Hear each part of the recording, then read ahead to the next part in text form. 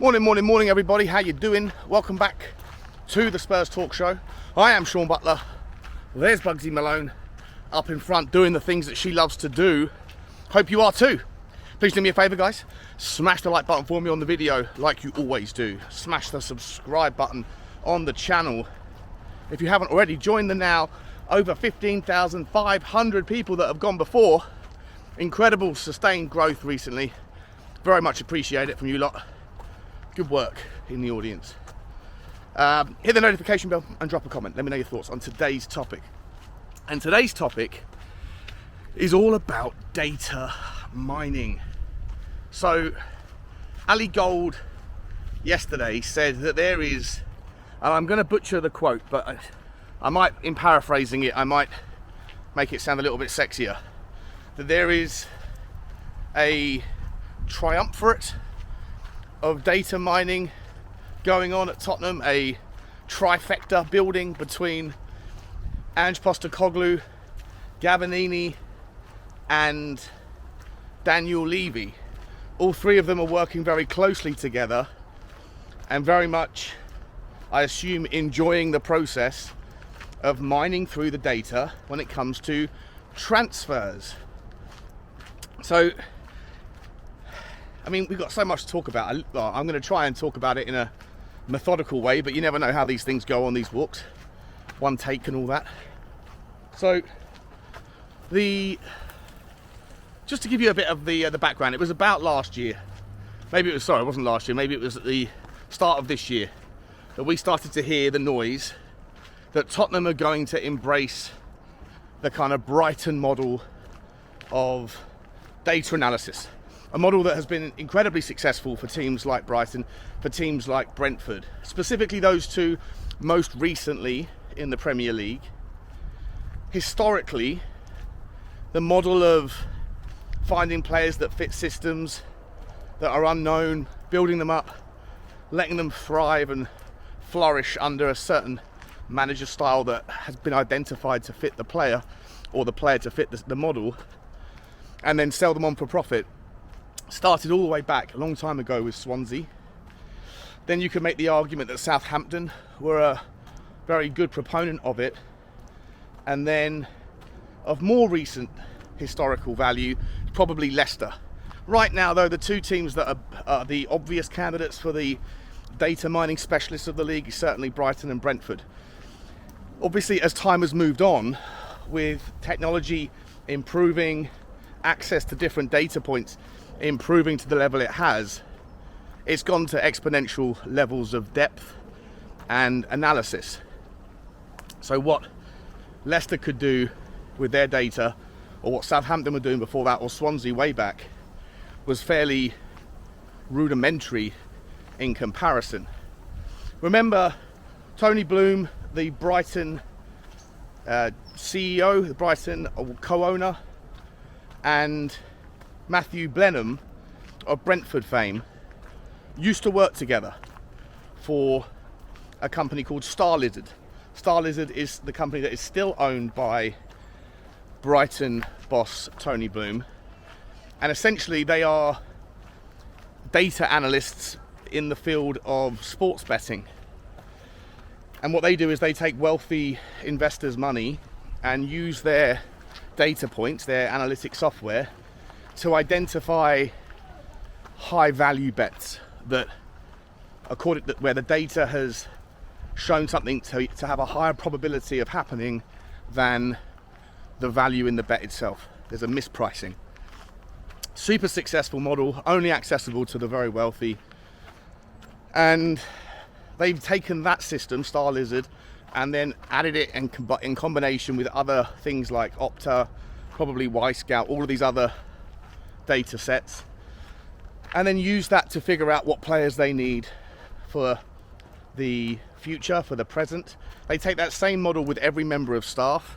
Allegedly, it gets to the point of almost obnoxiousness where they even have the analytics on their social media person, and that they've already identified somebody who they believe would be a very good replacement for that person should that person move on or change jobs or leave the company. So everybody is being analysed in every way through AI, through data models, and it makes them an incredibly efficient system. Brentford do the same thing. Blenheim and Bloom fell out. Is it Blenheim or Benham?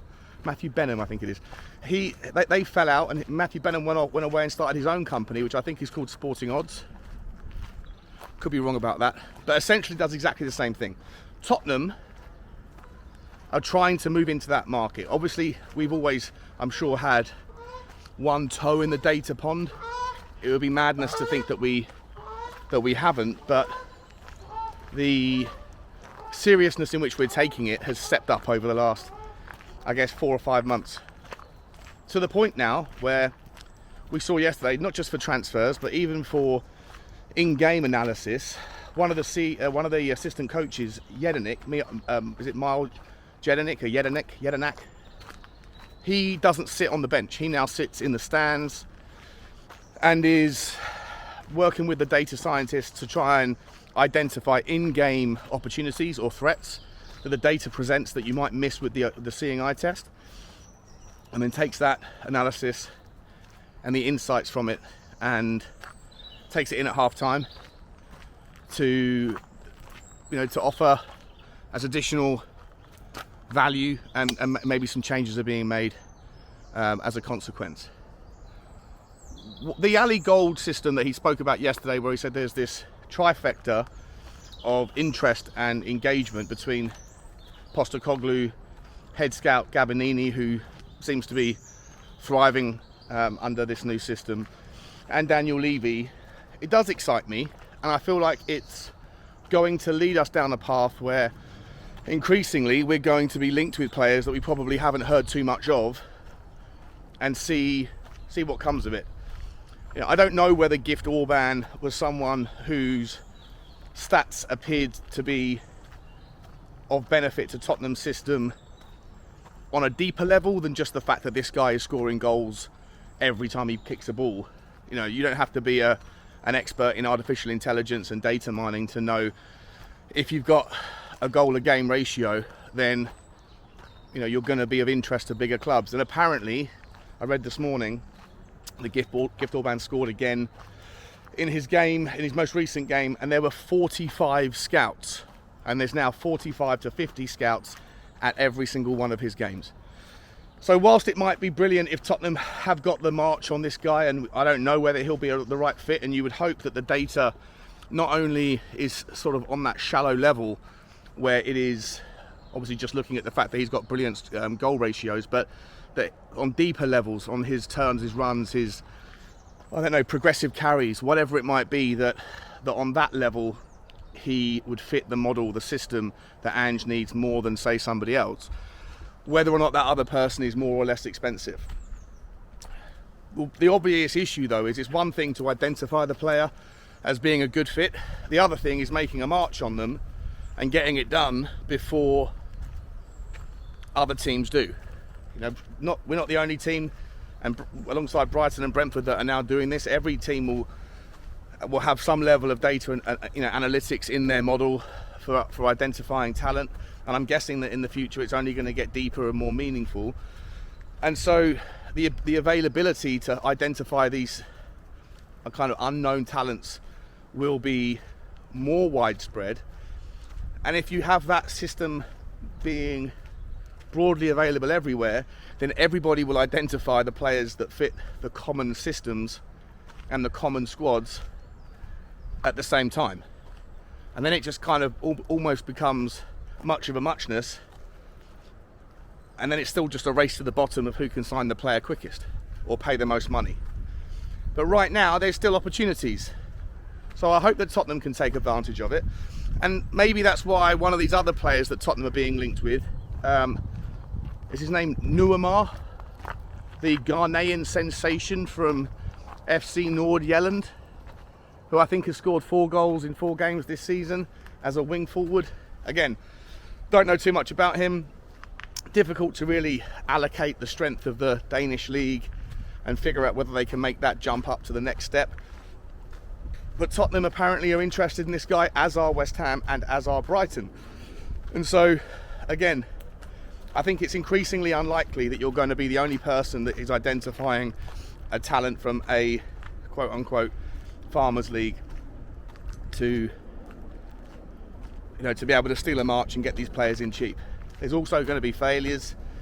You're going to take punts. Not every player that Brighton signs is always a success, although they do seem to have a very good track record, same with Brentford. To me, I'm excited by the prospect, and I'd love to know how involved has that been in any or many of the recent transfers. Ashley Phillips, was he identified because of the data? Probably not. That was a story that when it came out surrounded itself with this idea that Ashley Phillips had been on Tottenham's radar for 2 or 3 years, probably long before we've taken this step into the data market. So I'd be surprised if he was bought based on data.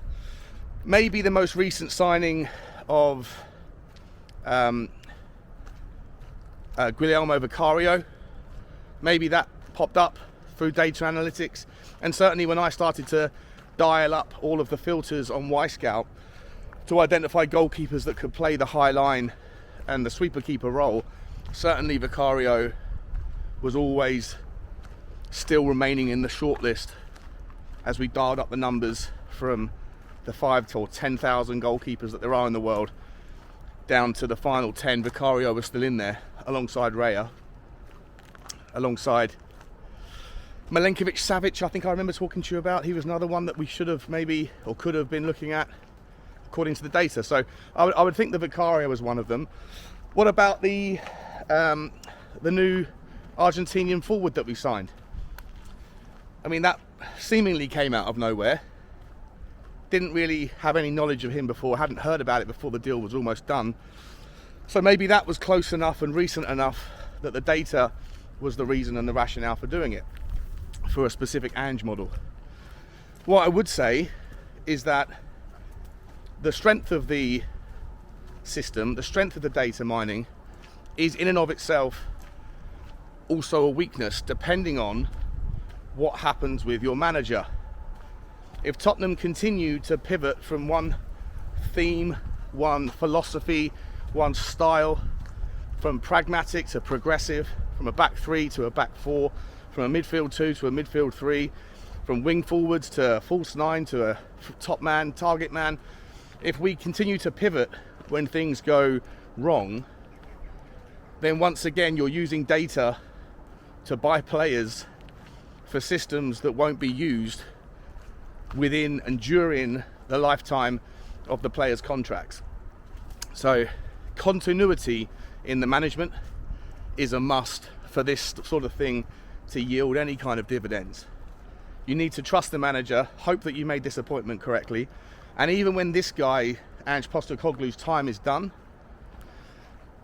if you're buying players for the system, buying players for the club, based on data for a specific model, then the next time we have to go and hunt for a manager, whether that's in 12 months or 5 years, we need to make sure that the next manager encompasses the majority of the same ideology, the same belief, the same philosophies as Postecoglou. Ideally the same tactics and formation as well. And if you do that, then you'll have less square pegs for round holes, and you will have better economies of scale within the business, better efficiencies, better utilization of the precious resources that we have, and hopefully a higher probability of sustained success. I'm excited by the data model. Let me know which strikers, or which signings rather, of late do you think has been as a consequence of this data modelling and this triumvirate of analytics that are going on between Daniel Levy, Ange Postecoglou and Gabanini? Does it bode well in your mind that there seems to be a working relationship with Postecoglou and Levy and the head scout, that there's more going on, and that they have maybe hopefully started a bond where they can communicate far better than maybe Conte could with Levy? Or does it worry you that Daniel Levy once again has got his fingers into a pie that he basically doesn't understand? He's an accountant. He doesn't know how to analyze data necessarily apart from numbers. Or maybe, you know what, maybe there is some crossover now, I say it out loud. But he's certainly not an AI or an analytics expert by trade. In Ange Postecoglou, you've got the guy who understands the model. And in Gabnini, you've got the guy who understands talent. So is Daniel Levy a necessary cog in the trifecta? Or should he be the guy who's presented with the options once they have been identified? Let me know your thoughts. To me, it's exciting, but once again, it does feel a little bit like, if it's true, that Daniel Levy just can't not be involved. And that to me seems like it's par for the course with this owner. Anyway, that's it from me. Like, subscribe and comment. And as always, guys, bye-bye.